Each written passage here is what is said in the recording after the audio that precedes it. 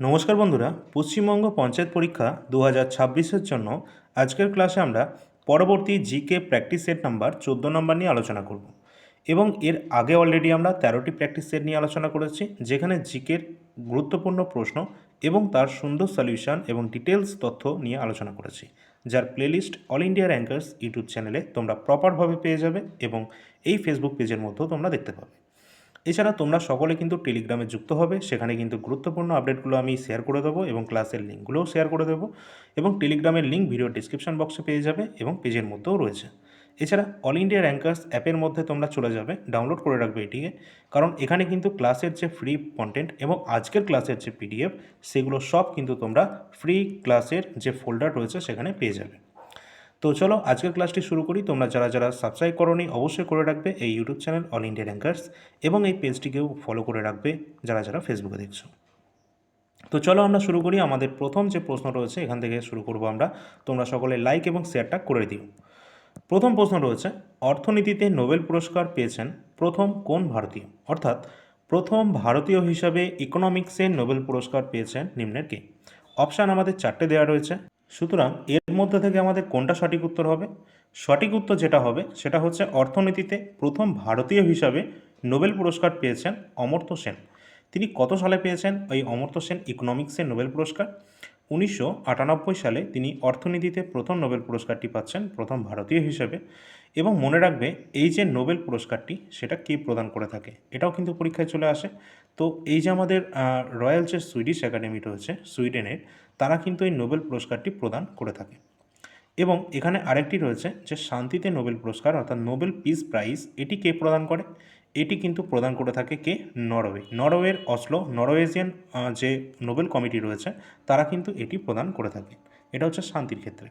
বাকি যে 6টি ক্যাটাগরি রয়েছে সেটা কিন্তু সুইডেন প্রদান করে। তো এখান থেকে শুধু এটুকু জানলে হবে না, এখানে আরও জিনিস আমাদের জানতে হবে, যেমন নোবেল পুরস্কার এটা কোন সাল থেকে দেওয়া হচ্ছে। তো নোবেল পুরস্কারটি দেওয়া হচ্ছে 1901 সাল থেকে, এবং টোটাল কতগুলি বিভাগে দেওয়া হচ্ছে? 6টি বিভাগে কিন্তু দেওয়া হয়। কোন কোন বিভাগ? যেমন ফিজিক্সে রয়েছে, পদার্থবিজ্ঞান, রসায়ন বিজ্ঞান কেমিস্ট্রিতে, চিকিৎসা বিজ্ঞানে রয়েছে, সাহিত্যে, শান্তি এবং অর্থনীতিতে কিন্তু দেওয়া হয়ে থাকে। টোটাল 6টি বিভাগে কিন্তু দেওয়া হয় এই নোবেল পুরস্কারটি। অর্থনীতিতে নোবেল পুরস্কার যুক্ত হয়েছিল সাল 1968 সালে এবং প্রথম দেওয়া শুরু হয়েছিল 1969 সাল থেকে। এর সাথে কিন্তু অবশ্যই মনে রাখতে হবে তোমাদের আরও, যেমন প্রথম সাহিত্যে প্রথম ভারতীয় হিসাবে নোবেল পুরস্কারটি কে পেয়েছেন, অথবা শুধু ভারতীয় না বলে এখানে প্রথম এশীয় হিসাবে কিন্তু সাহিত্যে নোবেল পুরস্কার এনেছেন আমাদের বাঙালি রবীন্দ্রনাথ ঠাকুর। তিনি 1913 সালে গীতাঞ্জলিতে সাহিত্যে অসামান্য অবদানের জন্য তাকে কিন্তু এখানে নোবেল পুরস্কারটি প্রদান করা হয়েছে।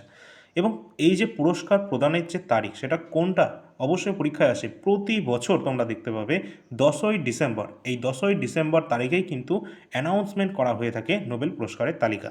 এবং সেখানে কিন্তু মনে রাখবে, এই যে আলফ্রেড নোবেল, তার নাম অনুসারে কিন্তু এটি দেওয়া হয় নোবেল পুরস্কারটি, এবং তার মৃত্যুবার্ষিকী হচ্ছে এই 10ই ডিসেম্বর।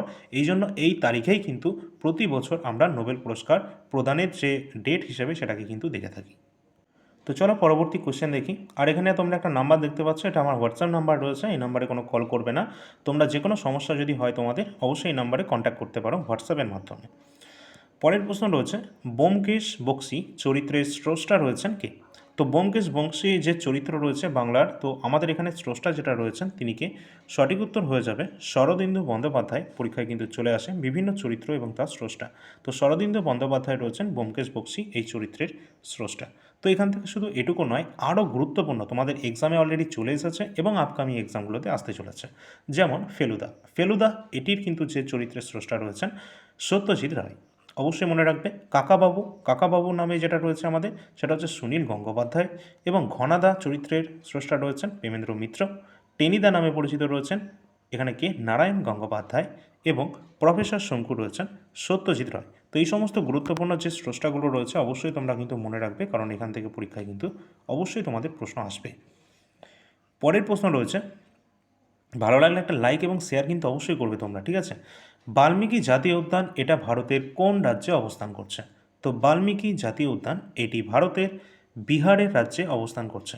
বিহারে কিন্তু অত্যন্ত গুরুত্বপূর্ণ জাতীয় উদ্যানের মধ্যে অন্যতম রয়েছে বাল্মীকি জাতীয় উদ্যান।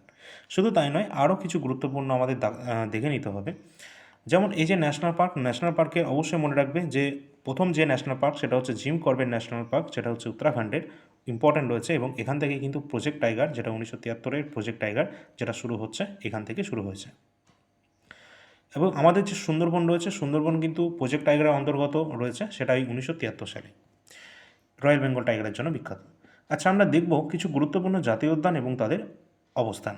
ফার্স্টে রয়েছে কাজিরাঙ্গা জাতীয় উদ্যান। এটি একশৃঙ্গ গন্ডারের জন্য বিখ্যাত রয়েছে এবং এটা কিন্তু দেখা যায় কোথায়? আসামে অবস্থান করছে কাজিরাঙ্গা জাতীয় উদ্যান। জিম করবেট ন্যাশনাল পার্ক রয়েছে, এটি উত্তরাখণ্ডে অবস্থান করছে এবং 1936, এটা মনে রাখবে, 1936। কানহা জাতীয় উদ্যান রয়েছে, এটি মধ্যপ্রদেশে অবস্থান করছে। কানহা, কোনো, ঠিক আছে, এগুলো সবই অবস্থান করছে মধ্যপ্রদেশ। গির জাতীয় উদ্যান রয়েছে, এগুলো গুজরাটে অবস্থান করছে, গির জাতীয় উদ্যান। এবং এখানে কিন্তু মনে রাখবে গির জাতীয় উদ্যান কিন্তু এশীয় সিংহের যে আবাসস্থল রয়েছে সেটা কিন্তু এখানেই অবস্থান করছে, গুজরাটের। কাঞ্চনজঙ্ঘা জাতীয় উদ্যান রয়েছে, যেটা সিক্কিমে অবস্থান করছে, ইম্পর্ট্যান্ট রয়েছে, সবগুলোই ইম্পর্ট্যান্ট রয়েছে। এবং এটি হচ্ছে ভারতের মিক্সড জাতীয় উদ্যান, অর্থাৎ এটি কিন্তু মিশ্র জাতীয় উদ্যানের তালিকায় রয়েছে। পরের যে প্রশ্ন রয়েছে, বলা হয়েছে শিবকুমার শর্মা কী জন্য বিখ্যাত রয়েছে। তো শিবকুমার শর্মা তিনি কোন বাদক রয়েছেন? তো অবশ্যই পরীক্ষায় প্রশ্ন আসে, সঠিক উত্তর হয়ে যাবে তিনি একজন সন্তুর বাদক। সন্তুর বাদক শিবকুমার শর্মা। এর সাথে সাথে বিভিন্ন গুরুত্বপূর্ণ আমাদের বাদ্যযন্ত্রের সাথে যুক্ত বা বিভিন্ন ইনস্ট্রুমেন্টের সাথে যুক্ত বিখ্যাত ব্যক্তিদের নাম আমাদের মনে রাখতে হবে, যার মধ্যে সবথেকে বেশি গুরুত্বপূর্ণ রয়েছে পণ্ডিত রবিশঙ্কর। পণ্ডিত রবিশঙ্কর রয়েছেন, তিনি সেতার বাদক রয়েছেন, বহুবার পরীক্ষায় এসেছে বিভিন্ন এক্সামে। ওস্তাদ বিসমিল্লাহ খান, তিনি সানাই বাদক রয়েছেন, সানাইয়ের সাথে যুক্ত। জাকির হুসেন তবলার সাথে যুক্ত রয়েছেন, এটাও অনেকবার পরীক্ষায় এসেছে। হরিপ্রসাদ চৌরসিয়া রয়েছেন, যিনি বাঁশি ফ্লুইটের সাথে যুক্ত রয়েছেন। এবং ওস্তাদ আমজাদ আলী খান, ইনি সরোদের সাথে যুক্ত রয়েছেন, সরোদ প্লেয়ার রয়েছেন। তো প্রতিটি আমাদের ইনস্ট্রুমেন্ট এবং তাদের যে যিনি বাজাচ্ছেন তার সাথে যুক্ত যে ব্যক্তি রয়েছেন, প্রতিটি কিন্তু ইম্পর্ট্যান্ট রয়েছে। এবং সবথেকে বেশি ইম্পর্ট্যান্ট যে কটা এখানে আমি দিয়ে রেখেছি, এখান থেকেই তোমরা ম্যাক্সিমাম প্রশ্ন এখান থেকেই চলে আসবে, ঠিক আছে। টোটাল 5টা দিয়েছি, 5টাই কিন্তু প্রিভিয়াস ইয়ার তোমরা ঘাটলে দেখতে পাবে, এগুলো বহুবার এসেছে। পরের প্রশ্ন রয়েছে, ভারতের চা উৎপাদনে কোন রাজ্য প্রথম স্থান অধিকার করেছে? তো ভারতের চা উৎপাদনে প্রথম স্থানে রয়েছে কোন রাজ্যটি? সঠিক উত্তর হয়ে যাবে আসাম। আসামের বিখ্যাত রয়েছে চা, যদি আমাদের পশ্চিমবঙ্গের দার্জিলিংয়েও কিন্তু বিখ্যাত রয়েছে চা। যাই হোক, এখানে কিন্তু আসাম প্রথম স্থানে রয়েছে, যেমন কর্ণাটক আমাদের কফি উৎপাদনে প্রথম স্থানে রয়েছে, ঠিক আছে। সেরকম চা কিন্তু উৎপাদনে রয়েছে আসাম প্রথম। এর সাথে আমরা দেখব কিছু গুরুত্বপূর্ণ আমাদের শস্য রয়েছে, খাদ্যশস্য রয়েছে, যেমন ধান উৎপাদনে প্রথম স্থানে কিন্তু পশ্চিমবঙ্গ রয়েছে। এবং পশ্চিমবঙ্গের যে পূর্ব বর্ধমান রয়েছে সেটাকে কিন্তু ধানের গোলা বলা হয়ে থাকে। এর সাথে গম উৎপাদনে কিন্তু বেশি কিন্তু রয়েছে উত্তরপ্রদেশে। এবং হেক্টর প্রতি গম উৎপাদনের কথা যদি বলা হয় তাহলে পাঞ্জাব, হরিয়ানা কিন্তু এখানে প্রথম স্থানে রয়েছে সেই হিসাবে। এছাড়া ভুট্টা উৎপাদনের ক্ষেত্রে রয়েছে কর্ণাটক, কফি উৎপাদনের ক্ষেত্রেও কর্ণাটক রয়েছে। তুলা উৎপাদনের ক্ষেত্রে বেশি রয়েছে গুজরাটের। এবং সয়াবিন উৎপাদনের ক্ষেত্রে রয়েছে মধ্যপ্রদেশ। প্রতিটি ইম্পর্ট্যান্ট রয়েছে। নেক্সট আমরা প্রশ্নে আসব। আচ্ছা, তোমাদের জন্য একটা হোমওয়ার্কের কোশ্চেন দিয়ে রাখছি, অবশ্যই এই প্রশ্নের উত্তরটি সকলে কমেন্ট সেকশানে জানাবে। দেখো, এখানে যে প্রশ্নটি রয়েছে এটি কিন্তু আগের ক্লাসে আমরা আলোচনা করেছি এবং এই প্রশ্নটি গুরুত্বপূর্ণ এবং সহজ রয়েছে। এটা কিন্তু অন্যান্য এক্সামে অলরেডি চলে এসেছে। তো বারবার আসে প্রশ্ন রয়েছে, কোন গুপ্ত সম্রাটের উপাধি ছিল কবিরাজ? কবিরাজ নামে পরিচিত রয়েছেন কে? তোমাদের আরও সহজ ভাষায় যদি আমি বলি তাহলে ভারতের নেপোলিয়ন কাকে বলা হয়, সেটাই কিন্তু এর সঠিক উত্তর হবে। অপশান এখানে আমাদের দেওয়াই রয়েছে। এছাড়া স্কন্দগুপ্ত রয়েছেন, স্কন্দগুপ্তকেও কিন্তু একটা উপাধি রয়েছে, সেটা কি ভারতের রক্ষাকারী রাজা বলা হয়ে থাকে। একটা তো তোমাদের বাদই হয়ে গেল। বাকি যেগুলো রয়েছে অবশ্যই তোমরা অ্যান্সার করার চেষ্টা করবে। এখানে কিন্তু কবিরাজ বা ভারতের নেপোলিয়ন কাকে বলা হয়, সঠিক উত্তরটি কমেন্ট সেকশানে সকলে জানিয়ে দেবে। পরের প্রশ্ন রয়েছে, কোনো বস্তুর ওপর সোনার প্রলেপ দিতে তড়িৎ বিশ্লেষ্য হিসাবে কোনটি ব্যবহার করা হবে? এখানে বলা হয়েছে কোনো বস্তুর ওপর যদি সোনার প্রলেপ দিতে হয় তাহলে তড়িৎ বিশ্লেষ্য হিসাবে আমরা কোনটা ব্যবহার করব? অবশ্যই কিন্তু এখানে ব্যবহার করতে হবে পটাশিয়াম অরোসায়ানাইড। অপশান নাম্বার ডি আমাদের সঠিক উত্তর হয়ে যাবে। এবং এখান থেকে কিন্তু অবশ্যই প্রশ্ন আসে, যেমন তোমরা মনে রাখবে যে সোনার প্রলেপ দিতে কিন্তু আমরা এটাকে ব্যবহার করে থাকি, এবং সোডিয়াম আর্জেন্টোসায়ানাইড যেটি রয়েছে সেটা কিন্তু ব্যবহার করি রূপোর প্রলেপ দিতে, মানে কোনো দ্রব্যের ওপর আমরা রূপোর প্রলেপ দিতে কিন্তু ব্যবহার করি সোডিয়াম আর্জেন্টোসায়ানাইড, যেটা হচ্ছে এটা রূপার প্রলেপ দিতে। এবং সোনার যদি প্রলেপ দিতে হয় তাহলে কিন্তু আমরা পটাশিয়াম অরোসোয়েনাইড কিন্তু ব্যবহার করি। এই দুটোই কিন্তু পরীক্ষায় আসতে পারে, দুটোই ইম্পর্টেন্ট রয়েছে। তার সাথে কিন্তু কপার সালফেট যে অপশান রয়েছে, অপশান নাম্বার এ, এটি কিন্তু তোমরা কপার মানে বুঝতেই পারছো, এখানে কিন্তু আমরা যদি তামার প্রলেপ দিতে ব্যবহার করা হয়ে থাকে তড়িৎ বিশ্লেষ্য হিসাবে আমরা কি ব্যবহার করব, কপার সালফেটকে কিন্তু ব্যবহার করব। ঠিক আছে। আর অ্যানোড ক্যাথোড এগুলো সম্পর্কে তোমরা জানো। অ্যানোড হচ্ছে কি না, যে ধাতুর প্রলেপ দেওয়া হবে, যেমন সোনা, রূপা বা তামা যেটার আমরা প্রলেপ দেব সেটি সবসময় অ্যানোডে থাকবে। ঠিক আছে, এটাও কিন্তু তোমরা মনে রাখবে। চলো পরের যে আমরা প্রশ্ন দেখব, অল ইন্ডিয়া হরিজন সমাজ এটি প্রতিষ্ঠা কে করেছিলেন? তো অল ইন্ডিয়া হরিজন সমাজ এটি প্রতিষ্ঠা করেছিলেন কে? কে গান্ধী। অপশান নাম্বার ডি আমাদের সঠিক উত্তর হয়ে যাবে। এবং এখানে বিভিন্ন সমাজ সংস্কারক থেকে আমাদের প্রশ্ন হয়, যেমন কে কোনটা মানে তৈরি করেছিলেন, বা কে কোনটা তোমরা বলতে পারো যে প্রতিষ্ঠা করেছিলেন। যেমন হচ্ছে আমাদের ব্রাহ্ম সমাজ। ব্রাহ্ম সমাজ প্রতিষ্ঠা কে করেছিলেন? না, রাজা রামমোহন রায়, তিনি ব্রাহ্ম সমাজ প্রতিষ্ঠা করেন 1828 খ্রিস্টাব্দে। এবং আর্য সমাজের প্রতিষ্ঠাতা ছিলেন স্বামী দয়ানন্দ সরস্বতী, 1875 সালে তিনি এটি প্রতিষ্ঠা করেছেন। রামকৃষ্ণ মিশন প্রতিষ্ঠা করেছিলেন কে? স্বামী বিবেকানন্দ, এবং 1897 সালে তিনি এটি প্রতিষ্ঠা করেন। এছাড়া থিওসফিক্যাল সোসাইটি এটি কিন্তু প্রতিষ্ঠা করেন কে? অবশ্যই মাদাম ব্লাভাটস্কি এবং কর্নেল অলকট। 1875 সালে তারা দুজনে মিলে এখানে কিন্তু এটি প্রতিষ্ঠা করেন। এছাড়া এশিয়াটিক সোসাইটি প্রতিষ্ঠা করেছিলেন স্যার উইলিয়াম জোন্স 1784 সালে। প্রতিটি কিন্তু এক্সামের জন্য আমাদের ইম্পর্টেন্ট রয়েছে, এখান থেকে প্রতিটাই কিন্তু এক্সামে অলরেডি চলে এসেছে। পরবর্তী আমরা প্রশ্নে আসব, যেখানে বলা হয়েছে 2024 সালের গ্রীষ্মকালীন অলিম্পিক গেমস আয়োজিত হয়েছে নিম্নের কোথায়? তো 2024 কোথায় হয়েছিল? প্রতি 4 বছর অন্তর কিন্তু হয়ে থাকে। ঠিক আছে, গ্রীষ্মকালীন এবং শীতকালীন অলিম্পিক গেমস প্রতি 4 বছর অন্তর হয়, এবং গ্রীষ্মকালীন এবং শীতকালীন অলিম্পিক গেমসের মধ্যে ডিফারেন্স হয়ে থাকে 2 বছরের, এটা মনে রাখবে। এবং 2024 সালে যেটা গ্রীষ্মকালীন হয়েছিল সেটা কিন্তু হয়েছিল কোথায়? ফ্রান্সের প্যারিস শহরে, যেখানে 6টি পদক জিতেছিল আমাদের ভারত, অবশ্যই গুরুত্বপূর্ণ রয়েছে। এবং পরবর্তী তার মানে আবার সামার অলিম্পিক কবে হচ্ছে? 2028 হচ্ছে। ঠিক আছে, এবং এই বছর কিন্তু হচ্ছে, যেটা হচ্ছে আমাদের কি 2026, সেটা হচ্ছে আমাদের উইন্টার অলিম্পিক গেমস। কোথায় হচ্ছে অবশ্যই বলবে। এবং এখানে কিন্তু আমরা দেখে নেব এই সম্পর্কিত কিছু গুরুত্বপূর্ণ প্রশ্ন, যেমন এই যে 2024 যে পদক তালিকায়, সেখানে প্রথম স্থানে কে ছিল? না, মার্কিন যুক্তরাষ্ট্র ছিল। 126টি পদক সংখ্যা ছিল, যার মধ্যে 40টি কিন্তু স্বর্ণপদক ছিল। এবং ভারতের মোট পদক তালিকার মধ্যে স্থান ছিল কতগুলো? 6টি পদক কিন্তু ভারত জিতেছিল, যার মধ্যে একটি কিন্তু রৌপ্য পদক ছিল এবং 5টি ছিল ব্রোঞ্জ পদক। ভারতের স্থান কত ছিল? 71তম ছিল আমাদের ভারতের র্যাঙ্ক অল ওভার। অবশ্যই ইম্পর্টেন্ট রয়েছে এটা। তার সাথে কিন্তু এই পদক সংখ্যাগুলো মনে রাখবে, পরীক্ষার জন্য ইম্পর্টেন্ট রয়েছে। পরবর্তী আমরা দেখব যে ভারতের হয়ে প্রথম পদক জিতেছিলেন কে? না, মনু ভাকের। অবশ্যই ইম্পর্টেন্ট রয়েছে মনু ভাকের, তিনি শুটিংয়ের সাথে যুক্ত রয়েছেন। শুটিংয়ে তিনি সিঙ্গেলসে এবং ডবলসে দুটো ব্রোঞ্জ পদক তিনি কিন্তু হাতে নিয়েছেন, এবং তিনি হচ্ছেন প্রথম মহিলা যিনি সেম একই অলিম্পিকে 2টি পদক কিন্তু জয়লাভ করেছেন। এছাড়া ভারতের একমাত্র রৌপ্য জয়ী হচ্ছেন নীরজ চোপড়া, যাকে আমরা গোল্ডেন বয় হিসেবে চিনি। তিনি কিন্তু এখানে রৌপ্য পদক কিন্তু জয়লাভ করেছেন পুরুষদের জ্যাভলিন থ্রো ইভেন্টে। আর এখানে যেটা বলা হয়েছে না, ভারতের একমাত্র রৌপ্য জয়ী, এটা একমাত্র, অর্থাৎ 2024 একমাত্র রৌপ্য পদক জয়ী লাভ করেছিলেন এই নীরজ চোপড়া। ঠিক আছে, এটা কিন্তু অবশ্যই দেখে রাখবে। পরের প্রশ্নে আসার আগে তোমাদের বলে রাখি, এই অল ইন্ডিয়া র্যাঙ্কার্স মোবাইল অ্যাপটি সকলে ডাউনলোড করে রাখবে প্লে স্টোর থেকে। এখানে কিন্তু তোমরা ক্লাসের পিডিএফ এবং আজকের ক্লাসের পিডিএফটাও তোমরা পেয়ে যাবে, এবং এর আগের যে 13টি ক্লাস হয়েছে সেই সমস্ত ক্লাস ইতিমধ্যে এখানে আপলোড করা হয়েছে পিডিএফগুলি। সকলে এখান থেকে ডাউনলোড করে রাখতে পারো, এবং এখানে কিন্তু সমস্ত সলিউশন তোমরা পেয়ে যাবে। তার সাথে তোমাদের বলে রাখি, এই যে পেইড পিডিএফ অপশানটি রয়েছে, এখানে কিন্তু আমাদের পঞ্চায়েত পরীক্ষার জন্য গুরুত্বপূর্ণ জিকে সাজেশন নোটস কিন্তু ইতিমধ্যে কিছু অ্যাভেলেবেল রয়েছে, এবং বাকিগুলো তোমরা কিন্তু পেয়ে যাবে খুব শীঘ্র। তার মধ্যে কিন্তু ইম্পর্টেন্ট যেগুলো রয়েছে, ভারতের সংবিধান কমপ্লিট দেওয়া রয়েছে, ভারতের ইতিহাসও দেওয়া রয়েছে, এবং স্ট্যাটিক জিকে।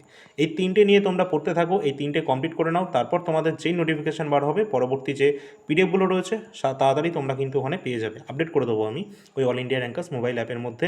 ডিটেলস এবং ডেমো পিডিএফ সমস্ত কিছু ওখানে দেওয়া রয়েছে। দেখো, ডেমো বা স্যাম্পল হিসাবে তোমরা এখানে দেখতে পাচ্ছ ভারতের ইতিহাসের গুরুত্বপূর্ণ পিডিএফটি, যেখানে 80টি পেজের মধ্যে আমরা কমপ্লিট করে দিয়েছি সম্পূর্ণ ভারতের ইতিহাসটা।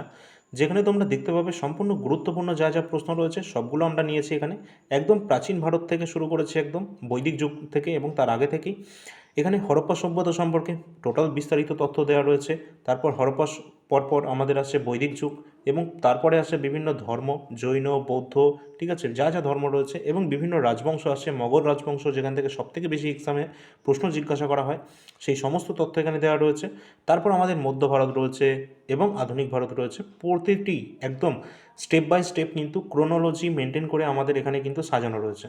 এটা কিন্তু সবথেকে বড় ব্যাপার রয়েছে, একদম পুরো কালানুক্রমে এটা কিন্তু সাজানো রয়েছে। এবং তার সাথে বিভিন্ন গুরুত্বপূর্ণ যা যা প্রশ্ন আসে, যে কে কোন উপাধি পেয়েছে, কে কার সময় ভারতে এসেছে, কোন সময় কোন মিশনগুলো হয়েছে, ঠিক আছে, 1857 সালে বিদ্রোহ, এগুলো সব সুন্দরভাবে দেওয়া রয়েছে। এবং ভারতের যে জাতীয় কংগ্রেস, এখান থেকে অনেক প্রশ্ন হয়, এটাও কিন্তু দেওয়া রয়েছে এখানে সুন্দরভাবে। এর সাথে শেষের দিকে তোমরা যদি চলে আসো, এখানে ওয়ান শট টাইপের ইতিহাসের প্রশ্ন উত্তর পাবে, যেগুলো তোমাদের রিভিশনের জন্য মোস্ট ইম্পর্টেন্ট হবে, এবং এগুলো যদি পড়ে যাও এখান থেকে ডাইরেক্ট তোমরা প্রশ্ন কমনও পাবে। তো এই টোটাল 80টা পেজের মধ্যে তোমরা ভারতের ইতিহাসটা পেয়ে যাচ্ছ। ঠিক যেরকম ইতিহাসটা দেখলে সেরকমই কিন্তু সংবিধানটাও তোমরা পেয়ে যাবে, সেই নিয়ে কোনো সমস্যা নেই। এবং সবথেকে বেশি ইম্পর্ট্যান্ট যে টপিক হচ্ছে সেটা হচ্ছে স্ট্যাটিক জিকে। আমরা পড়ার সময় কোনো না কোনো টপিক আমরা মিসই করে ফেলি, সুতরাং স্ট্যাটিক জিকের মধ্যে আমরা সম্পূর্ণ টপিকটা দিয়ে দিয়েছি, যেগুলো তোমাদের পরীক্ষায় আসে এবং যেগুলো আমরা পড়তে গিয়ে মিস করে ফেলি। যেমন হচ্ছে ভারতের গুরুত্বপূর্ণ জলপ্রপাত রয়েছে, বিভিন্ন লোকনৃত্য রয়েছে, বিভিন্ন Ramsar site, tiger reserve, national park, বিভিন্ন রাজ্যের যে নববর্ষের উৎসব রয়েছে, ঠিক আছে, পরীক্ষায় যেগুলো আসে আর কি, সেগুলো সব এখানে দেওয়া রয়েছে। এমনকি আমরা সংবিধানের কিছু গুরুত্বপূর্ণ জিনিসগুলো, পাঠ, ধারা, সংশোধনী, এবং এখানে স্পোর্টস থেকেও কিন্তু গুরুত্বপূর্ণ যে সমস্ত প্রশ্ন হয় সব এখানে দেওয়া রয়েছে। যেমন তোমরা এখানে দেখতেই পাচ্ছ আমাদের বিভিন্ন হ্রদ, সেটা কোন রাজ্যে অবস্থান করছে সেগুলো দেওয়া রয়েছে, গুরুত্বপূর্ণ হ্রদ সম্পর্কে প্রশ্ন রয়েছে। তার সাথে সাথে তোমরা এখানে সমস্তটাই দেখতে পাচ্ছ যে এই যে এগুলো রয়েছে না, বিভিন্ন লোকনৃত্য বা ক্লাসিক্যাল ড্যান্স যেগুলো রয়েছে সমস্ত এখানে দেওয়া রয়েছে। এছাড়া বিভিন্ন রাজ্যের বা আমাদের সমস্ত দেশের যে ক্যাপিটাল সেগুলো দেওয়া রয়েছে, এবং বিভিন্ন যে খেলার সাথে যুক্ত বিভিন্ন ট্রফি বা কে কোন খেলার সাথে যুক্ত রয়েছে, এগুলো আমাদের পরীক্ষায় আসে, এগুলো কিন্তু সব দেওয়া রয়েছে। মানে এ টু জেড ভারতের যে স্ট্যাটিক জিকেগুলো রয়েছে আমাদের ভারত এবং পশ্চিমবঙ্গ সহ, এই স্ট্যাটিক জিকে 120টার ওপর টপিক আমরা এখানে দিয়ে রেখেছি, যেটা 126টি পেজের মধ্যে কমপ্লিট করা রয়েছে। যদি তোমাদের কোনো রকম সমস্যা হয় তাহলে কিন্তু তোমরা এই নাম্বারে হোয়াটসঅ্যাপের মাধ্যমে যোগাযোগ করতে পারো। তো চলো এবার আমরা পরবর্তী প্রশ্নে আসি। পরের প্রশ্নে বলা হয়েছে যে বায়ুমণ্ডলের কোন স্তরে ওজোন গ্যাস অতিবেগুনি রশ্মিকে শোষণ করতে পারে, তো এটি কোন স্তরে হয়? তো অবশ্যই গুরুত্বপূর্ণ রয়েছে ওজোন গ্যাস, এটি রয়েছে কোন স্তরে বায়ুমণ্ডলে, অবশ্যই ইম্পর্টেন্ট রয়েছে, যেটি স্ট্র্যাটোস্ফিয়ার স্তরে অবস্থান করছে। এবং এখানেই কিন্তু অবস্থান করছে ওজোন গ্যাস রয়েছে, যেটা কিন্তু সূর্যের যে অতিবেগুনি রশ্মি সেটাকে কিন্তু শোষণ করে নেয় এবং আমাদের ভূপৃষ্ঠে কিন্তু আসতে দেয় না। এটাই কিন্তু গুরুত্বপূর্ণ রয়েছে। আর অবশ্যই মনে রাখবে যে 16ই সেপ্টেম্বর আমরা ওজোন দিবস হিসেবে সেলিব্রেট করে থাকি, কারণ এই সময়তেই কিন্তু আমাদের আচ্ছা, এখান থেকে কিন্তু দেখে রাখবে যে বায়ুমণ্ডলের যে নিম্ন স্তর, একদম সর্বনিম্ন স্তর যে স্তরে আমরা রয়েছি সেটাকে আমরা বলছি কি ট্রোপোস্ফিয়ার, এবং এটা হচ্ছে ক্ষুব্ধমণ্ডল বলা হয়, কারণ এখানে কিন্তু ঝড় বৃষ্টি বিভিন্ন ধরনের প্রাকৃতিক দুর্যোগ সব এখানে সংঘটিত হয়ে থাকে। এবং ঠিক এর উপরে রয়েছে আমাদের ট্রোপোপজ, তার উপরেই রয়েছে আমাদের শান্তমণ্ডল, বা যেখানে বিমান চলাচল করে থাকে যেটা হচ্ছে একদম শান্ত, সেটাকেই বলা হচ্ছে স্ট্র্যাটোস্ফিয়ার। এবং এই স্ট্র্যাটোস্ফিয়ারে অবস্থান করছে ওজোন লেয়ার। এবং মনে রাখবে যে কোনো জায়গায় যদি 200 ডপসনের নিচে যদি কোনো জায়গায়, মানে ওর যে ডেনসিটি বা ঘনত্ব সেটা যদি কম হয়ে যায়, তাহলে আমরা বলতে পারি যে সেই জায়গায় কিন্তু ওজোন হোল বা ওজোন ছিদ্র সেই জায়গায় সৃষ্টি হচ্ছে, ঠিক আছে। আর এখান থেকে দেখে রাখবে যে বায়ুমণ্ডলের সবথেকে শীতলতম স্তর, অর্থাৎ স্ট্র্যাটোস্ফিয়ারের ঠিক উপরে যে স্তর সেটা হচ্ছে আমাদের মেসোস্ফিয়ার, যেখানে উল্কাপিণ্ড পড়ে ছাই হয়ে যায়, এবং সেটি হচ্ছে আমাদের বায়ুমণ্ডলের সবথেকে শীতলতম স্তর।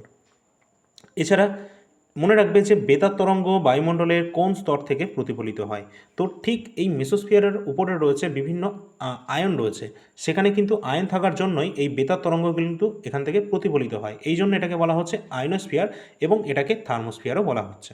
তো অবশ্যই কিন্তু গুরুত্বপূর্ণ, মানে পরীক্ষায় তোমাদের এইগুলোই জিজ্ঞাসা করা হয় যে আমরা কোন স্তরে রয়েছি, ট্রোপোস্ফিয়ারে। আবার ক্ষুব্ধমণ্ডল কাকে বলে, ট্রোপোস্ফিয়ারকে বলা হয়। বিমান চলাচল করে কোন জায়গায় কোন স্তরে, স্ট্র্যাটোস্ফিয়ারে। বলা হবে যে শান্তমণ্ডল কোনটাকে বলা হয়, স্ট্র্যাটোস্ফিয়ারকে বলা হয় শান্তমণ্ডল। বা ওজোন লেয়ার এটা অবস্থান করছে বায়ুমণ্ডলের কোন স্তরে, স্ট্র্যাটোস্ফিয়ারে। যদি বলা হয় যে শীতলতম স্তর কোনটা বায়ুমণ্ডলের, তাহলে হবে মেসোস্ফিয়ার। বায়ুমণ্ডলে কোন স্তরে উল্কাপিণ্ড পুড়ে ছাই হয়ে যায়, এই মেসোস্ফিয়ারেই হয়।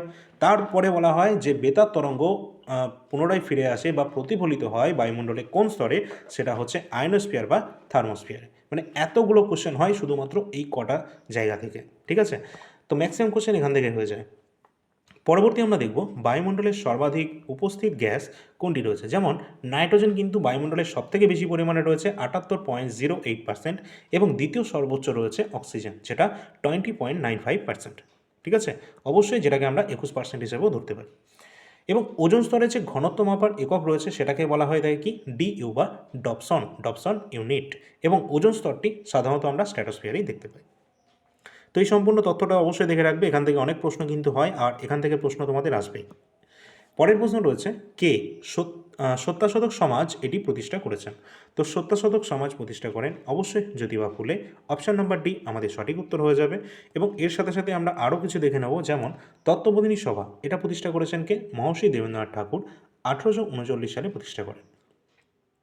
প্রার্থনা সমাজ প্রতিষ্ঠা করেছিলেন কে, আত্মারাম পাণ্ডুরঙ্গ প্রতিষ্ঠা করেন 1867 সালে মহারাষ্ট্রে। এবং আলিগড় আন্দোলন প্রতিষ্ঠা করেছিলেন, আলিগড় আন্দোলনের যে মহান নেতা ছিলেন যিনি হচ্ছেন স্যার সৈয়দ আহমেদ খান, যিনি কিন্তু 1875 সালে হয়েছিল এটাই। এবং আত্মীয় সভা এটি প্রতিষ্ঠা করেছিলেন কে, রাজা রামমোহন রায় 1815 সালে তিনি এটি তৈরি করেন। এবং সাধারণ ব্রাহ্ম সমাজের প্রতিষ্ঠাতাকে শিবনাথ শাস্ত্রী এবং আনন্দমোহন বসু 1878 সালে তারা এটি প্রতিষ্ঠা করেছেন। তো এগুলোও কিন্তু আমাদের পরীক্ষায় চলে আসে, যেগুলো তোমরা অবশ্যই এগুলো মনে রাখবে বা নোট ডাউন করে রাখতে পারো। এছাড়া আমরা পিডিএফ তোমাদেরকে প্রোভাইড করেই দিচ্ছি। পরের প্রশ্ন রয়েছে নিম্নের কে ছিলেন গণপরিষদের সাংবিধানিক উপদেষ্টা। অবশ্যই গুরুত্বপূর্ণ রয়েছে আমাদের যে ভারতের গণপরিষদ রয়েছে, কনস্টিটিউয়েন্ট অ্যাসেম্বলি রয়েছে, এই গণপরিষদ থেকে অনেক প্রশ্ন কিন্তু তোমাদের হয়ে থাকে। এই গণপরিষদ বা সংবিধান সভা যেটা রয়েছে, এখান থেকে তোমরা মনে রাখবে এই সভার যে হেড ছিলেন বা সভাপতি ছিলেন, যার নাম হচ্ছে কি, ডক্টর বিআর। তোমাদের এখানে কিন্তু মনে রাখবে এখান থেকে অস্থায়ী হিসাবে একটা প্রশ্ন আসে আর স্থায়ী হিসাবে একটা প্রশ্ন আসে। 1946-এর যে 9 ডিসেম্বর, যেখানে কিন্তু প্রথম গণপরিষদের যে প্রথম সভা হয়েছিল, এবং সেখানে কিন্তু অস্থায়ী সভাপতি হিসাবে এখানে কাকে বেছে নেওয়া হয়েছিল, অস্থায়ী সভাপতি হিসাবে এখানে বেছে নেওয়া হয়েছিল সচ্চিদানন্দ সিনহাকে। এবং স্থায়ী সভাপতি ঠিক তার দুদিন পর 11ই ডিসেম্বর, এবং সেখানে কিন্তু ডক্টর রাজেন্দ্র প্রসাদকে এখানে বেছে নেওয়া হয়, এটাও কিন্তু ইম্পর্টেন্ট রয়েছে। এবং তার সাথে মনে রাখবে এই যে বি আর আম্বেদকর রয়েছেন, তাকে কিন্তু ফাদার অফ ইন্ডিয়ান কনস্টিটিউশন বলা হচ্ছে, এবং তিনি কিন্তু সংবিধান সভার যে অধ্যক্ষ বলতে পারো তাকে। আর এখানে বলা হয়েছে ভারতের যে গণপরিষদ রয়েছে যার সাংবিধানিক উপদেষ্টা বা লিগাল অ্যাডভাইজার, এটা কিন্তু ছিলেন বি এন রাও। অপশান নাম্বার বি তাহলে আমাদের সঠিক উত্তর হবে। আর যে কটা বললাম এখান থেকে প্রতিটা ইম্পর্টেন্ট রয়েছে, প্রশ্ন এখান থেকে হয়। যেমন এখানে ফার্স্টে আমরা দেখে নেব গণপরিষদের স্থায়ী সভাপতি ডক্টর রাজেন্দ্র প্রসাদ, যিনি 11ই ডিসেম্বর হয়েছিলেন, এবং খসড়া কমিটির চেয়ারম্যান বা ড্রাফটিং কমিটির চেয়ারম্যান কিন্তু ডক্টর বি আর আম্বেদকর ছিলেন। অবশ্যই ইম্পর্টেন্ট। এবং তার সাথে কিন্তু দেখে রাখবে এই যে গণপরিষদ গঠনের যে মূল ভিত্তি কী ছিল, সেটাই হচ্ছে ক্যাবিনেট মিশন প্ল্যান। কারণ 1946 সালের যে ক্যাবিনেট মিশন ভারতে এসেছিল, তার ভিত্তির অনুযায়ী অর্থাৎ তার পরিপ্রেক্ষিতেই কিন্তু আমাদের এই গণপরিষদ গঠন হয়েছিল। তার পরবর্তীকালেই কিন্তু এই গণপরিষদ হিসেবে আমরা পেয়েছিলাম, এবং এই গণপরিষদের যে সভাপতি হিসেবে পেয়েছিলাম স্থায়ী সভাপতি, সেটা হচ্ছে ডক্টর রাজেন্দ্র প্রসাদ।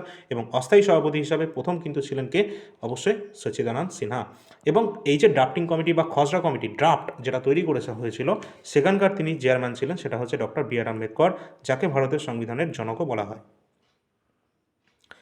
গণপরিষদের প্রথম অস্থায়ী সভাপতি সচ্চিদানন্দ সিনহা ছিলেন। এবং আমাদের ভারতের যে সংবিধান সেটা গৃহীত হওয়ার সময় ঐতিহাসিক তারিখ সেটা হচ্ছে কোনটো, সেটা হচ্ছে 26শে নভেম্বর 1949। এই যে 26শে নভেম্বর 1949 ভারতের সংবিধানকে গ্রহণ করা হচ্ছে, এটিকে কিন্তু আমরা কোন তারিখ হিসেবে গণ্য করি, এবং এই যে কার্যকর করা হয়েছিল 26শে জানুয়ারি 1950, এটাকে আমরা কোন তারিখ হিসেবে গণ্য করি। এই দুটো পরীক্ষায় প্রশ্ন আসে। এই যে 26শে নভেম্বর রয়েছে, এটাকে বলা হয় কনস্টিটিউশন ডে বা সংবিধান দিবস হিসাবে এটাকে আমরা পালন করি। এবং এই যে 26শে জানুয়ারি রয়েছে, যেদিন কার্যকর করা হচ্ছে, সেটাকে আমরা প্রজাতন্ত্র দিবস বা যেটা রিপাবলিক ডে হিসাবে সেলিব্রেট করে থাকি। পরের প্রশ্ন রয়েছে ভারতে প্রথম মহিলা হিসাবে প্যারা অলিম্পিকে পদক জিতেছিলেন নিম্নের কে। দেখো এখানে অপশান কিন্তু দেওয়া রয়েছে, সুতরাং এখানে প্রশ্নে বলা হয়েছে কিন্তু প্যারা অলিম্পিক থেকে আমাদের প্রশ্ন আসেই। এবং এখানে মনে রাখবে যে প্রথম মহিলা হিসাবে প্যারা অলিম্পিকে পদক জিতেছিলেন কে, পরীক্ষায় আসবেই, যেটা হচ্ছে দীপা মালিক। অপশান নাম্বার সি আমাদের সঠিক উত্তর হবে। দীপা মালিক তিনি প্রথম মহিলা হিসাবে প্যারা অলিম্পিকে এখানে পুরস্কার জিতেছেন, পদক জিতেছেন। এখানে আমরা দেখব প্যারা অলিম্পিকে প্রথম সোনাজয়ী হয়েছেন ভারতীয়, যার নাম মুরলীকান্ত পাটকার। তিনি কিন্তু 1972 সালে সাঁতারে কিন্তু প্রথম মেডেল জয়লাভ করেন, সেটা হচ্ছে গোল্ড মেডেল, অত্যন্ত ইম্পর্টেন্ট। এবং তার সাথে প্যারা অলিম্পিকে দুটি সোনাজয়ী প্রথম ভারতীয় দুটি সোনাজয়ী প্রথম ভারতীয়, যিনি হচ্ছেন দেবেন্দ্র ঝাঝারিয়া। অনেকবার পরীক্ষায় প্রশ্ন এসেছে এটি। 2004 এবং 2016 সালে তিনি কিন্তু জ্যাভলিন থ্রোতে এই পুরস্কার দুটি পেয়েছেন। দুটোই হচ্ছে আমাদের গোল্ড মেডেল। তার সাথে একই প্যারালিম্পিকে দুটি পদকজয়ী প্রথম ভারতীয় মহিলাকে, একই সেম প্যারালিম্পিকে দুটি পদক জয়লাভ করেছেন আমাদের ভারতীয় হিসাবে অবনী লেখারা। অবশ্যই ইম্পর্টেন্ট রয়েছে 2020 সালের টোকিও প্যারালিম্পিকে তিনি কিন্তু শুটিংয়ে ব্রোঞ্জ এবং সোনা দুটোই কিন্তু জয়লাভ করেছেন সেম অলিম্পিকে 2020 টোকিওতে। পরবর্তী রয়েছে একটানা দুটি প্যারা অলিম্পিকে সোনাজয়ী প্রথম ভারতীয় মহিলা কে রয়েছেন একটানা দুটি প্যারালিম্পিকে, অর্থাৎ পরপর 2020 সালে এবং 2024 সালে। যেটা হচ্ছে 2020 হয়েছিল আমাদের কোথায়, টোকিওতে হয়েছিল, এবং 2024 হয়েছিল ফ্রান্সের প্যারিসের। এবং এখানে কিন্তু অবনী লেখারা তিনি কিন্তু দুটোই পদক জয়লাভ করেছেন। অবশ্যই তিনি কিসের সাথে সম্পর্কিত এটাও মনে রাখবে, তিনি হচ্ছেন শুটিংয়ের সাথে সম্পর্কিত রয়েছেন, ঠিক আছে। আর সোনা পদক তিনি কিন্তু এখানে জয়লাভ করেছেন, ইম্পর্টেন্ট। পরের প্রশ্ন রয়েছে চট্টগ্রাম অস্ত্রাগার লুণ্ঠনের নেতা কে ছিলেন? এটা আমরা প্রায় সকলেই জানি, মাস্টারদার নামে পরিচিত সূর্য সেন, তিনিই কিন্তু ছিলেন এই চট্টগ্রাম অস্ত্রাগার লুণ্ঠনের প্রধান নেতা। এছাড়া এই যে কাকোরি ট্রেন যে কনস্পিরেসি রয়েছে, কাকোরি যে ট্রেন ডাকাতি রয়েছে ষড়যন্ত্র মামলা, এখানে রামপ্রসাদ বিসমিল এবং আশফাকউল্লাহ খান, এখানে কিন্তু এই দুজনে কিন্তু এখানে যুক্ত ছিলেন কাকোরি ষড়যন্ত্র মামলা, যেখানে কিন্তু ট্রেন ডাকাতি যেটা হয়েছিল মামলাটা, এবং আলিপুর বোমা মামলার সাথে যুক্ত ছিলেন দুজন, একটা হচ্ছে অরবিন্দ ঘোষ এবং বারীন্দ্র কুমার ঘোষ, এনারা দুজনেই আলিপুর বোমা মামলার সাথে যুক্ত। পরবর্তী রয়েছে লাহোর ষড়যন্ত্র মামলা, যেখানে স্যান্ডার্সকে হত্যা করা হয়েছিল, এবং এখানে কিন্তু ভগৎ সিং এবং রাজগুরু হিসাবে তিনি কিন্তু ছিলেন সুখদেব, এই দুজনকে কিন্তু এখানে যুক্ত ছিলেন এই লাহোর ষড়যন্ত্র মামলায়, যেখানে স্যান্ডার্সকে হত্যা করা হয়। এবং মুজফ্ফরপুর যে বোমা মামলা রয়েছে, যেখানে কিংসফোর্ডকে হত্যার চেষ্টা করা হয়েছিল, তার গাড়িতে বোম নিক্ষেপ করা হয়েছিল, সেখানে যুক্ত ছিলেন কে? ক্ষুদিরাম বসু ছিলেন এবং প্রফুল্ল চাকি ছিলেন। নেক্সট দিল্লি ষড়যন্ত্র মামলা, যেখানে লর্ড হার্ডিঞ্জকে হত্যার চেষ্টা করা হয়েছিল, যেখানে রাসবিহারী বসু এবং সচিন সেন্নাল কিন্তু যুক্ত ছিলেন এখানে। পরের প্রশ্ন রয়েছে পণ্য ও পরিষেবা কর, যেটা হচ্ছে আমাদের কি GST, goods and service tax. এখানে প্রশ্নে বলা হয়েছে ভারতে প্রবর্তন করা হয়েছে, এখানে করেছেন কোন অর্থমন্ত্রী, অর্থাৎ ভারতের কোন ফাইন্যান্স মিনিস্টার এই জিএসটি ভারতে লাগু করেছেন, প্রবর্তন করেছেন। তো সঠিক উত্তর কোনটা হবে? অবশ্যই Arun Jaitley, option number A আমাদের সঠিক উত্তর হয়ে যাবে। আর এই যে বিল, এটাকে প্রথমে তো আইনে পরিণত করতে হয়েছে, তার জন্য বিল পেশ করতে হয়েছে, এবং এটি কিন্তু 2014 সালের ডিসেম্বর মাসের লোকসভায় অরুণ জেটলি এই বিলটি কিন্তু পেশ করেছেন। তিনি কিন্তু সেই সময়কার অর্থমন্ত্রী ছিলেন। কোন সময়? 2014 সালের অর্থমন্ত্রী সেই সময় ছিলেন অরুণ জেটলি। তিনি কিন্তু এই বিলটি পেশ করেছিলেন কোথায়? লোকসভায়। কারণ এখানে কিন্তু দেখবে যে অর্থ বিল সম্পর্কিত যে কোনো কিছু লোকসভাতেই কিন্তু পেশ করা হয়।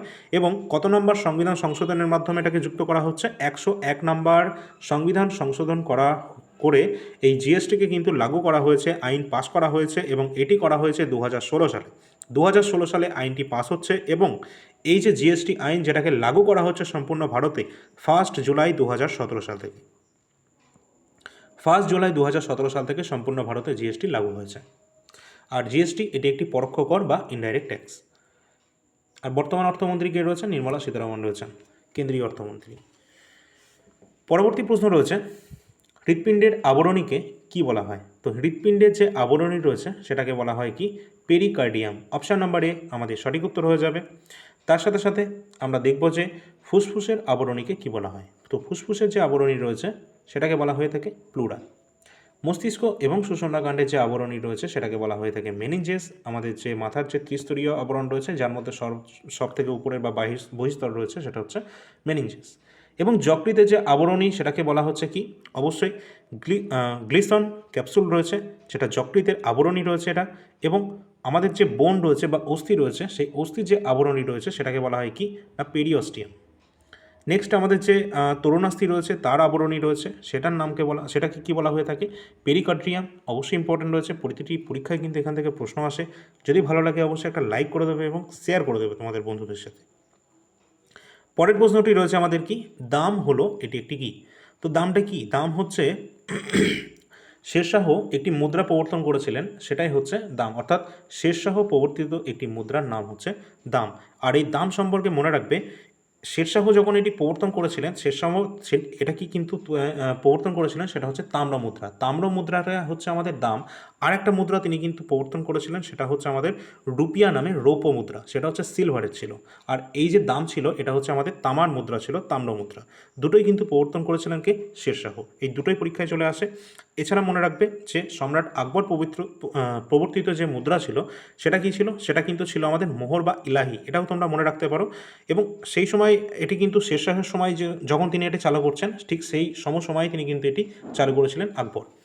আর এছাড়াও আমাদের রয়েছে দিন-ই ইলাহি। দিন-ই ইলাহি প্রবর্তন ছিলেন সম্রাট আকবর। এবং আকবরের রাজসময় কিন্তু বিভিন্ন সভাসদ ছিলেন, অবশ্যই ইম্পর্টেন্ট রয়েছে সেই দিক থেকে। পরের যে প্রশ্ন রয়েছে, নির্বাচন কমিশনার কার দ্বারা নিযুক্ত হয়ে থাকেন? তো ভারতের যে নির্বাচন কমিশনার রয়েছেন তিনি নির্বাচিত হন কার দ্বারা? অবশ্যই রাষ্ট্রপতির দ্বারা। তো ভারতের যে রাষ্ট্রপতি রয়েছে তিনি কি শুধু এই নির্বাচন কমিশনারকে নিয়োগ করেন? না, এখানে আমাদের বিভিন্ন প্রশ্ন এখান থেকে পরীক্ষায় আসে। যেমন ভারতের প্রধানমন্ত্রীকে নিয়োগ করছেন কে? রাষ্ট্রপতি নিয়োগ করছেন। তার সাথে বিভিন্ন রাজ্যের যে রাজ্যপাল বা গভর্নর রয়েছে বা অ্যাডিশনাল চার্জে যারা রয়েছে তাদেরকেও।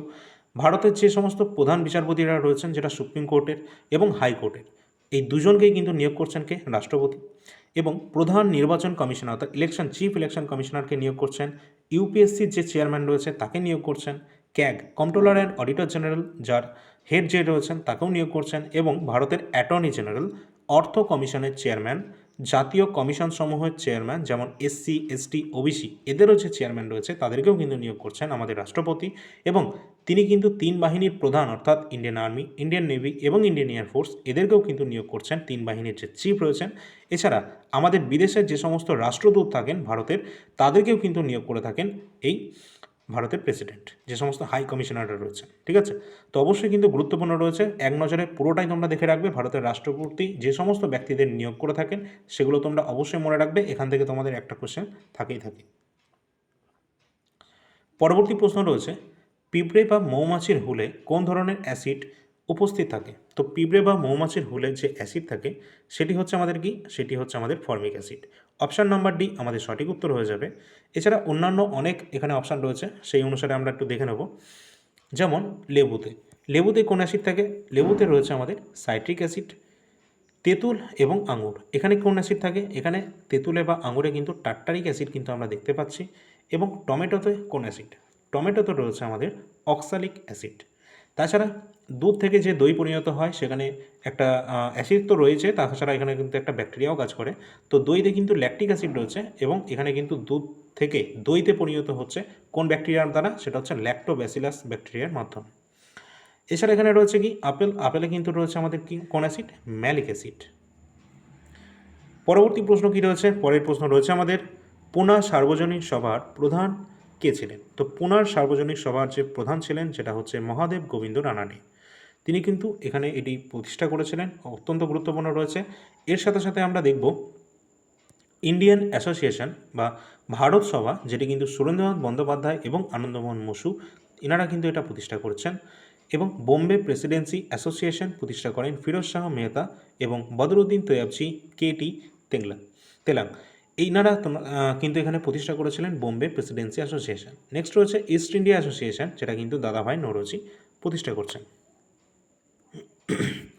নেক্সট রয়েছে সার্ভেন্টস অফ ইন্ডিয়া সোসাইটি, যেটা গোপালকৃষ্ণ গোখলে প্রতিষ্ঠা করেন। এবং ল্যান্ড হোল্ডার্স যে সোসাইটি রয়েছে, যেটা জমিদার সভা, এটিকে কিন্তু রাধাকান্ত দেব এবং দ্বারকানাথ ঠাকুর প্রতিষ্ঠা করেছেন। নেক্সট ব্রিটিশ ইন্ডিয়ান অ্যাসোসিয়েশন প্রতিষ্ঠা করেন দেবেন্দ্রনাথ ঠাকুর এবং রাধাকান্ত দেব। পরবর্তী নেক্সট এবং লাস্ট কোশ্চেন রয়েছে, সম্প্রতি কোন দেশের বিখ্যাত ফুটবল খেলোয়াড় নেইমার আন্তর্জাতিক ফুটবল থেকে অবসর নিয়েছেন? অত্যন্ত গুরুত্বপূর্ণ প্রশ্ন। নেইমার কিন্তু ফিফা 2026 থেকে তিনি কিন্তু এখানে আন্তর্জাতিক যে ফুটবল টুর্নামেন্ট সেখান থেকে তিনি অবসর গ্রহণ করছেন। এবং এখানে প্রশ্ন করা হয়েছে কোন দেশের বিখ্যাত ফুটবল খেলোয়াড়? অবশ্যই তিনি কিন্তু ব্রাজিলের বিখ্যাত ফুটবল খেলোয়াড় রয়েছেন নেইমার, যিনি কিন্তু সম্প্রতি এখান থেকে অবসর গ্রহণ করছেন আন্তর্জাতিক ফুটবল থেকে। ঠিক আছে, তো এইখান থেকে আমাদের আরও কিছু প্রশ্ন হতে পারে। এখান থেকে মনে রাখবে তিনি ব্রাজিলের ইতিহাসে সব থেকে বেশি কিন্তু গোলদাতা ছিলেন। এবং যে পেলে কিন্তু এর আগের যে রেকর্ড সেটা হচ্ছে 77 গোলের রেকর্ড, সেটাকে কিন্তু ভেঙে দিয়েছেন এবং তিনি হচ্ছেন এটা 79 সংখ্যক তিনি কিন্তু রেকর্ড করেছেন এখানে। ঠিক আছে, তো অবশ্যই সেই দিক থেকে এটা গুরুত্বপূর্ণ রয়েছে এই নেইমারের। এবং এটাও মনে রাখবে যে তিনি তার জন্যই 2016 সালের যে রিও যে অলিম্পিক হয়েছিল সেই যে অলিম্পিক হয়েছিল সেখানে কিন্তু তার নেতৃত্বে ব্রাজিল কিন্তু এখানে জিতেছিল স্বর্ণপদক। ঠিক আছে, তো এটাও কিন্তু ইম্পর্ট্যান্ট রয়েছে তার দিক থেকে, এই নেইমারের জন্য সেটা কিন্তু জিতেছিলেন। তো অবশ্যই গুরুত্বপূর্ণ রয়েছে, যেহেতু তিনি এখান থেকে আন্তর্জাতিক ফুটবল টুর্নামেন্ট থেকে অবসর নিচ্ছেন, সেই জন্য কিন্তু পরীক্ষার জন্য এটা মোস্ট ইম্পর্ট্যান্ট রয়েছে। আর এই কোশ্চেনটা তোমরা আপকামিং প্রতিটা এক্সামে প্রায় দেখতে পাবে। এবং এই যে ফিফা টুর্নামেন্ট রয়েছে এখান থেকে কিন্তু প্রচুর প্রশ্ন হয়। তোমাদের স্ট্র্যাটেজিক হিসাবে প্রথমে আমি একটা ছোট্ট ক্লাস দিয়েছি, এবং এই যে ফিফা টুর্নামেন্ট 2026 যেটা প্রতি 4 বছর অন্তর হয়, এবং এটি কিন্তু শেষ হচ্ছে 20 তারিখে। ঠিক আছে, 20 জুলাই এই খেলাটি সম্পন্ন হবে। তারপর তোমরা কিন্তু সম্পূর্ণ এই সম্পর্কিত বিস্তারিত ক্লাস কিন্তু পেয়ে যাবে, আর এখান থেকে প্রশ্ন তোমাদের আসে আপকামিং সমস্ত এক্সামে। আর এটা হচ্ছে অত্যন্ত ডিটেলস ক্লাস থাকবে ফিফা 2026 সম্পর্কিত। ঠিক আছে, যেখানে আমরা দেখব বেস্ট অ্যাওয়ার্ড কে পাচ্ছে, বিজেতা কে হচ্ছে, উপবিজেতা কে হচ্ছে, এই সম্পর্কিত কে কত প্রাইজ মানি হিসাবে পাচ্ছে, এবং গোল্ডেন যে বুট রয়েছে সেটা কে পাচ্ছে, কাকে দেওয়া হয়, কেন পাচ্ছে, এবং গোল্ডেন যে আমাদের গ্লাভ রয়েছে সেটা কে পাচ্ছে এবং কেন দেওয়া হয়। এই সম্পূর্ণ ডিটেলস ক্লাস নিয়ে চলে আসবো আমরা 20 তারিখের পর, কারণ 20 তারিখ আমাদের খেলাটি কমপ্লিট হবে। তারপর এই সম্পর্কিত ফিফা সম্পর্কিত যা যা কোশ্চেন রয়েছে, যা যা এক্সামে আমাদের প্রশ্ন এখান থেকে আসে, সব কিন্তু নিয়ে আমরা আলোচনা করব। আর এই টুর্নামেন্টটি অত্যন্ত ইম্পর্টেন্ট, কারণ প্রতি 4 বছর কিন্তু এটি অনুষ্ঠিত হয়। সুতরাং আগামী 4 বছরে যা যা এক্সাম হবে এখান থেকে তোমরা প্রশ্ন পাবে, মানে ফিফা থেকে প্রশ্ন হলে এই যে ক্লাসটা আমি দেবো তার বাইরে কিন্তু কোনো প্রশ্ন থাকবে না। ঠিক আছে, এটুকু বলতে পারি। এবং তোমাদেরকে হোমওয়ার্কের একটা কোশ্চেন দেওয়া হয়েছে, সেটা কিন্তু অবশ্যই সেটা কমেন্ট সেকশানে জানাবে। প্রশ্নটি কী ছিল, ভারতের নেপোলিয়ান বা কবিরাজ নামে কে পরিচিত, সেটা অবশ্যই কমেন্ট সেকশানে জানিয়ে দেবে। এবং আজকের ক্লাসটি কেমন লাগলো সেটাও অবশ্যই জানাতে ভুলবে না, কারণ অবশ্যই কমেন্ট সেকশানে সেটা তোমরা জানিয়ে দেবে, এবং ক্লাসগুলো কেমন লাগছে সেটাও অবশ্যই জানাবে। থ্যাংক ইউ সকলকে। এবং তোমাদের বলে রাখি, এই যে নাম্বারটি দেওয়া রয়েছে এই নাম্বারে তোমরা যোগাযোগ করতে পারো যদি কোনো সমস্যা হয়। এবং যে সমস্ত পিডিএফের কথা তোমাদের বলেছি সেই সমস্ত পিডিএফ সম্পর্কিত বিস্তারিত জানার জন্য অবশ্যই এই নাম্বার তো রয়েছে, তার সাথে অল ইন্ডিয়া র্যাঙ্কার্স মোবাইল অ্যাপটা ডাউনলোড করে রাখবে। সেখানে সমস্ত যে তথ্য রয়েছে, ডিটেলস তথ্য রয়েছে প্রতিটি পিডিএফ সম্পর্কে, এবং ডেমো পিডিএফ তোমরা ওখানেই দেখতে পাবে, এবং ওখানে পেমেন্ট করে ওখানেই তোমরা পিডিএফ পেয়ে যাবে। এটা একটা ভালো বিষয় রয়েছে। এবং আপকামিং তোমাদের জন্য কিন্তু ভারতের ইতিহাস, সংবিধান এবং স্ট্র্যাটেজিকে ইতিমধ্যে অ্যাপের মধ্যে অ্যাভেলেবেল রয়েছে। যাদের প্রয়োজন অবশ্যই তোমরা তাড়াতাড়ি নিয়ে এটা পড়তে শুরু করো, এবং আপকামিং পঞ্চায়েতের জন্য বা অন্যান্য এক্সামগুলো যেগুলো হতে যাচ্ছে আমাদের পশ্চিমবঙ্গে, তার জন্য গুরুত্বপূর্ণ স্টাডি ম্যাটেরিয়ালস তোমরা কিন্তু এই অ্যাপের মধ্যে পেয়ে যাবে। তার জন্য অবশ্যই সকলে ডাউনলোড করে রাখবে। ধন্যবাদ সকলকে, পরবর্তী ক্লাসে দেখা হচ্ছে।